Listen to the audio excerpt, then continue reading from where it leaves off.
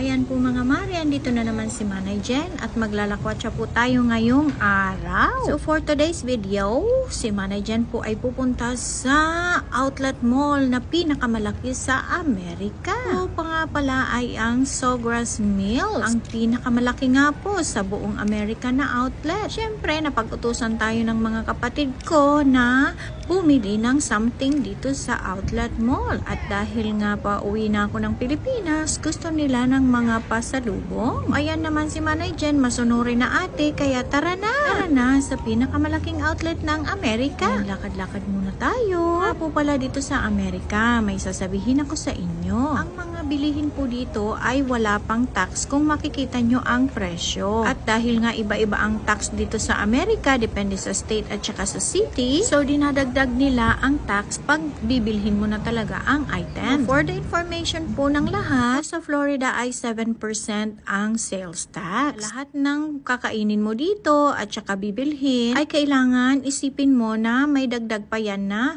tax. Ayan na nga po, lakad-lakad ulit tayo. Hanging ako, ang ganda naman itong mga banderitas na ito. Po pala ay Mexican restaurant. Sabihin ko nga din po pala sa inyo dito sa Amerika, kaayaan ang mga tao na kumain sa labas ay kanya-kanya po ng bayad. Hindi po dito uso yung isang tao lang ang nanlilibre. Kaya po, kami po ay nagbabayad ng kanya-kanya. Overness, diba? Hindi kagaya sa Pilipinas na kung sino ang may pera, yun lang ang manlilibre.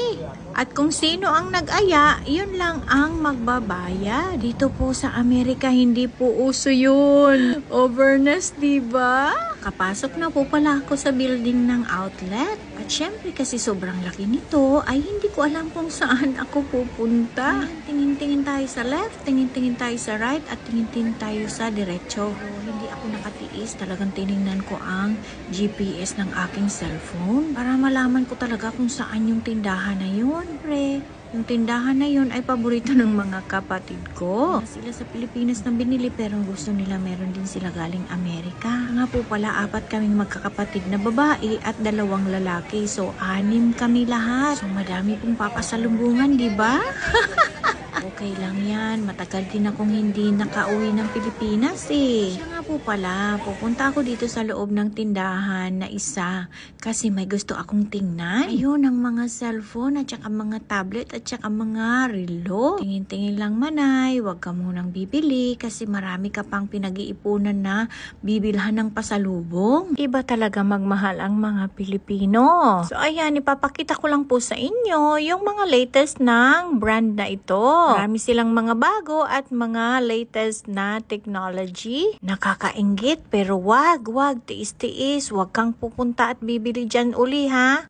Kasi hindi pa pwede. So, ayan na nga po, ito na nakarating na po ako sa tindahan na pinapapuntahan sa akin ng aking mga kapatid. Itong tindahan nito ay, ayan, yung Crocs, diba? So, dito po talaga nagpapabili ang mga kapatid ko ng gusto nilang bilhin ko para sa kanila. Yung iba nga po pala ay nahanap ko at may 2 buy 2 get 2 free. Oh, ang ganda naman. Over na sa discount. Ang dami pong pagpipilian dito, mga mare. Ang sabi nga po pala ng mga kapatid ko ay mura dito sa Amerika. Ang gaganda pa ng kanilang mga G-Bits. Bagay na bagay doon sa mga pinapabili nilang mga. Ang cute talaga naman. Ang ganda-gandang mamili dito. Sabi po nga pala ng mga kapatid ko ay doble ang presyo ng mga ganyan doon sa atin or dyan sa atin sa Pilipinas. Bibili kayo dito sa Amerika ay pagdating nyo sa Pilipinas, doble ang presyo. Yun po ang ibig sabihin. So kung halimbawa